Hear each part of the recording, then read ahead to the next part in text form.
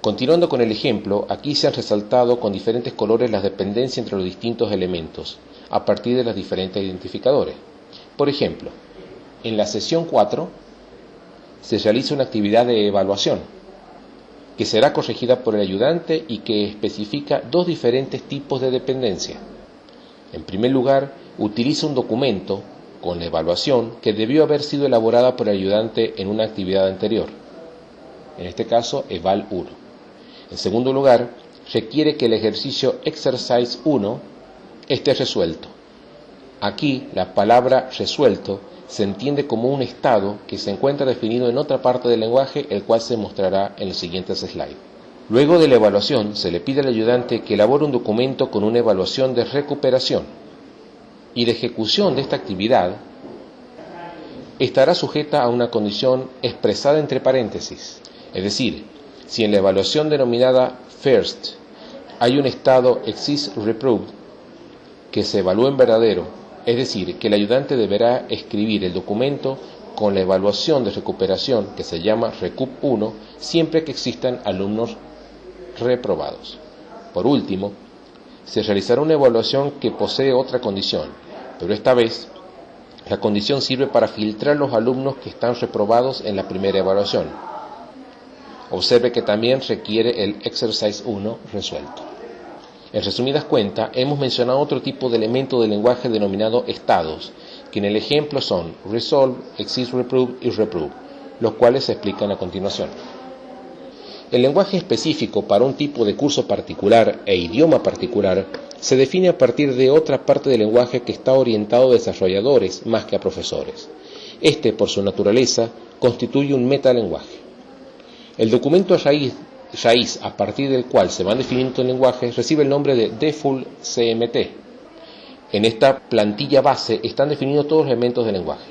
En particular, mostramos aquí cómo está definida una actividad, la cual posee una serie de atributos cuyo tipo también se encuentra definido, tales como Role, Resource y State. En el ejemplo, observe que los dos corchetes indican lista.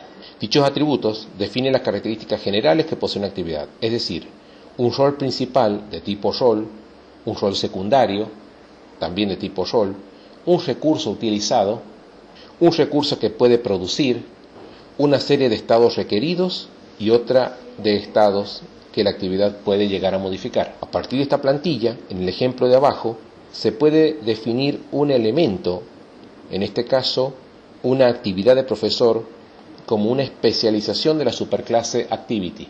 Aquí, en la cláusula Grammar, se indica cómo deberá ser invocada este elemento. En dicha gramática se establecen los atributos que recibirá el objeto, especificando un signo pesos antes. Por ejemplo, pesos use se refiere al atributo use de la superclase que es un resource. También puede definir elementos específicos tales como topic, que es un string, definido en la misma clase.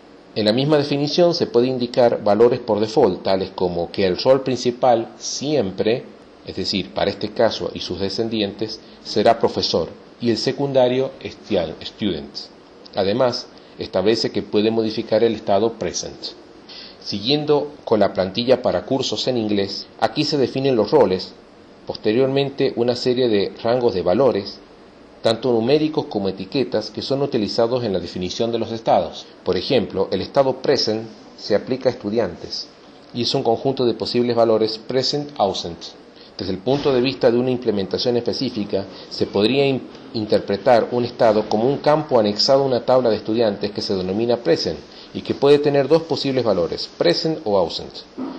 Con estos elementos pensamos que es posible crear en forma automática no solo las bases de datos, sino también formularios automáticos que deberán ser completados por alguno de los roles.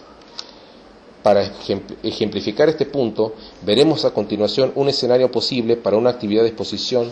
Con el fin de visualizar una posible implementación de una actividad, ponemos como ejemplo la interacción que se podría dar entre el sistema, el profesor y los alumnos del curso, para una actividad de exposición utilizando el email como medio de comunicación. En este ejemplo en particular, este tipo de exposición requiere la presencia de los estudiantes, la cual deberá ser registrada por el profesor o ayudante.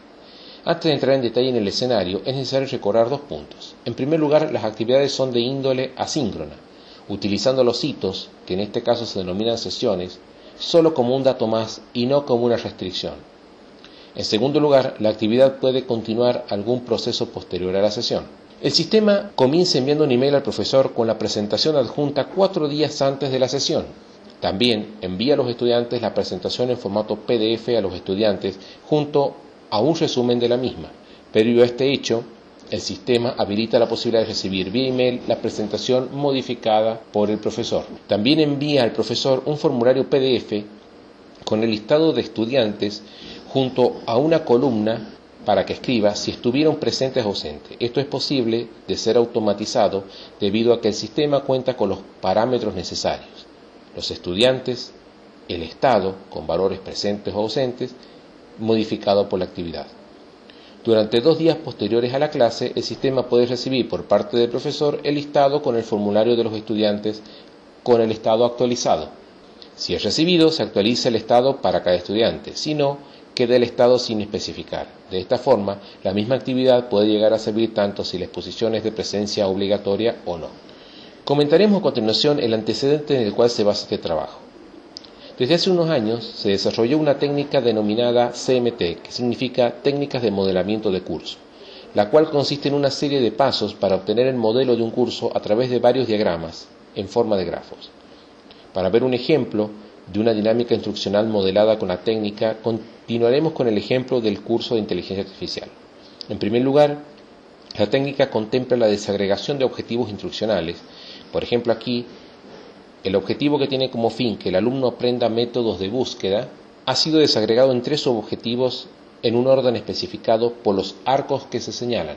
En otras palabras, el diseñador del curso considera que para que el alumno aprenda el tópico métodos de búsqueda en la inteligencia artificial, debe aprender primero a resolver problemas utilizando búsqueda simple, luego debe aprender cómo utilizar el lenguaje Lisp en inteligencia artificial y por último debe conocer qué técnicas de búsqueda basada en experiencia, es decir, con información, existen y cómo se aplican. Posteriormente, a cada uno de estos objetivos instruccionales, representados con rectángulos, se le asocian recursos didácticos y actividades que deben llevar a cabo profesores, ayudantes y alumnos. Para el ejemplo, el primer subobjetivo, aparentemente, se alcanza solo con una actividad de presentación del tema, llevado a cabo por el profesor del curso. El hecho de que sea profesor se señala con el borde negro en la parte superior del rectángulo redondeado. Si el borde negro aparece en la parte inferior, indica que la actividad la debe llevar a cabo el alumno. Por otra parte, en cualquiera de los casos, una línea simple indica una participación secundaria por parte del otro rol, lo cual no quiere decir que no exista responsabilidad.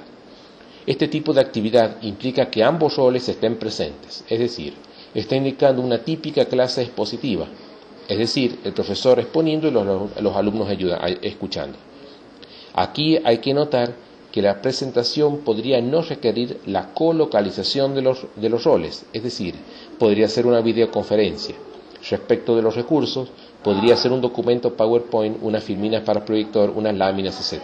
Posteriormente, los mismos elementos se deben modelar en una perspectiva temporal para visualizar el despliegue y desarrollo a lo largo del tiempo del curso utilizando un diagrama tal como se puede ver aquí.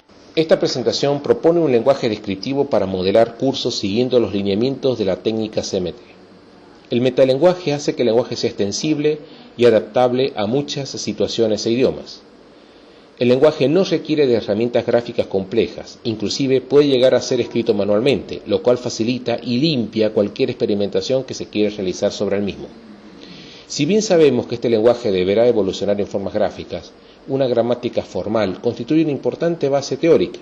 Más aún, un modelo escrito es el último bastión en lo que se refiere a portabilidad, debido a que puede ser utilizado en dispositivos con bajo poder de cómputo como son los dispositivos móviles. En la siguiente versión, el lenguaje brindará, primero, la capacidad para instanciar cohortes con las personas de un rol específico. En segundo lugar, un conjunto de sentencias de evento para que se pueda modificar el estado de los individuos y la fecha de las actividades. Y como conclusión, esta propuesta puede ser el inicio de una forma de concebir el modelado de cursos, donde algunos roles podrían ser agentes inteligentes que respondan a tareas rutinarias. Esto nos permite avanzar en el área del diseño de cursos, incluyendo el área de dispositivos móviles.